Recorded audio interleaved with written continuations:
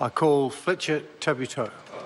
Speaker, I'd just like to take this opportunity to start off by pointing out the irony of Mr Ross's statement and his contribution earlier.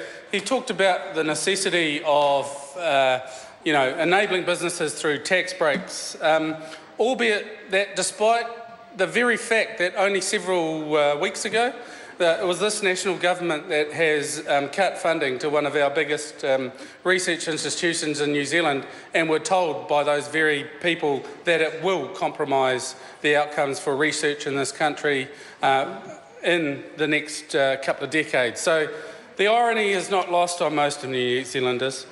This is a large and unwieldy piece of legislation that needs much consideration, Mr Speaker, and certainly more discussion than we have the time available to us today. So I would like to note that New Zealand First stands in support of this bill, but would take this earnest opportunity to highlight some of the concerns we have around it. New Zealand First has said repeatedly that these types of bills used to be uncontroversial. They're remedial. They were fixing up small mistakes, and we acknowledge on this side of the House that that happens, and you do need to take the opportunity to fix them up. But what we're seeing here now, and case in point, and I acknowledge the Honourable Mr Cosgrove and his contribution earlier, what we are seeing now, evidenced in the very House tonight, is that there are mistakes being made.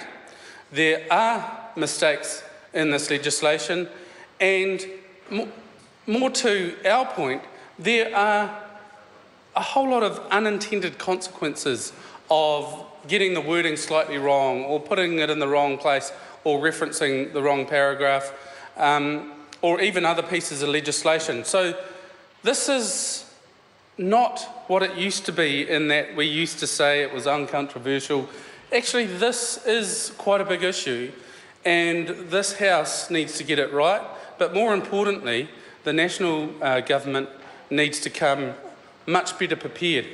And just speaking to that, one of the submissions from the Select Committee, to the Select Committee I should say, was the suggestion that this government provide drafting of these changes to the public prior to this stage of the process. What they were saying is, and we're talking about the likes of KPMG, Ernst Young, saying, actually this is so complex and so broad in nature that to ask us to consult, ask our accounting experts and tax experts to consult in the time frame provided was an arduous and perhaps even unrealistic expectation. They want to contribute, and they want to be able to highlight the issues to the government, so that as we move forward, and this is essential for tax legislation, it is not complex, and it is transparent, and it is fair, and it isn't contradictory. And that's what they were asking for. And New Zealand First says, what a great idea. Let's focus on opportunities like this, and I encourage the Minister to take this advice on board from submitters. New Zealand First supports allowing the Commissioner, with regard to SOP 77, which was attached to this bill, with regards to child support payments. We support the intent of extending the requirements of the Commissioner to write off certain penalties. There's a lot of debate that I believe still needs to go into that. New Zealand First believes needs to go into that. But at this stage, we also support allowing the Commissioner to write off certain penalties if it is fair and reasonable to do so. But that came through in the submissions also, Mr Speaker. What is it that is fair, and what is it that is reasonable? And providing a purview, here's a list of, here's what's not in it, that kind of thing is a practical solution moving forward. Of concern is the Minister mentioned it in his opening address to the House. He said this legislation allows for those who haven't been paying their child penalties payments to come forward and work out a solution and try and make it work. And to a great extent, we agree with the Minister, but it doesn't actually address the issue. It's an ambulance at the bottom of the cliff, as it were. But having dealt with several cases and being able to talk to the Minister about those cases, I acknowledge that he and this government are genuine in trying to find solutions with child support payment problems. It is big. 77% of the total debt owed, for example, is in penalties alone, and so a strategy needs to come about. But this bill is certainly not the solution to that. Mr. Speaker, Deloitte's highlighted that the policy intent around R&D is a positive one when it comes to the intent of the bill, but as noted during Select Committee, it restricts high growth companies, it restricts startups and those companies doing business offshore.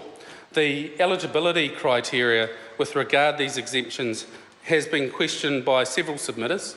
So New Zealand First would say and impress upon the National Government that what we would like to see from these tax exemptions, R&D tax exemptions, is the actual encouragement of R&D for good Kiwi business.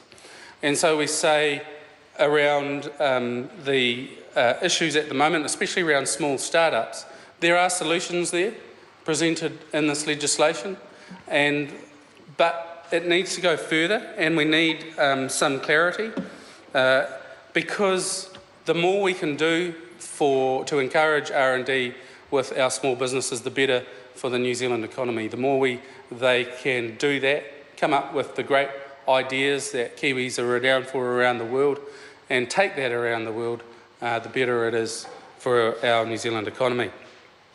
The other issue that we would raise alongside submitters is the level of guidance, and I mentioned that briefly just a moment ago, or the commentary necessary for businesses to use in order to report and claim that tax break on R&D.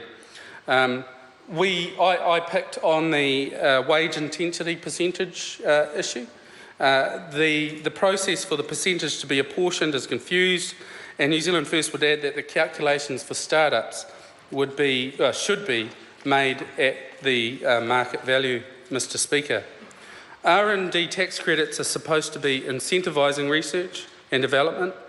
The Minister's approach I got from his address earlier today was one about administration, but this is a real opportunity, and the whole key point I would like to think of this part of the legislation is around actually incentivising R&D and to ensure it becomes part of New Zealand business culture. I just want to conclude by saying tax should not be complex, rather it should be as simple as possible and transparent so that New Zealand businesses can comply as easily as possible. This would ideally include specific compliance and non-compliance examples. Again, businesses are more likely to comply if they know what the rules are. And that part of the issue is not addressed in the legislation. So it's just a suggestion to this government that if they want compliance, if they want people taking advantage of this, there are some practical solutions that could be included in the implementation. So I'll have to conclude my contribution for this evening. Thank you, Mr. Speaker.